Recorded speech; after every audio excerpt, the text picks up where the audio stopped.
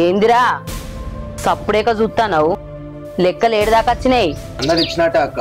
ఒక శంకర్ గారే బాగా సతాయిస్తుండు. వానికి నడుమ కథలు బాగైనాయిరా. బాగా పొగరు పెరిగింది వానికి.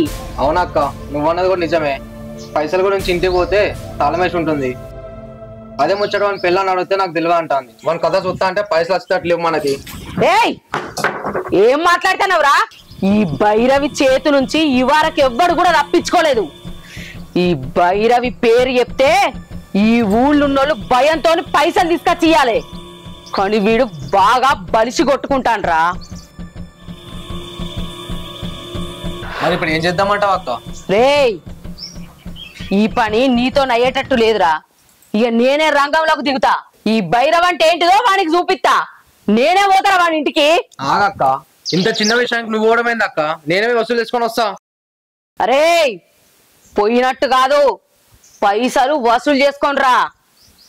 సరే అక్క, పోతున్నా నేను. పో.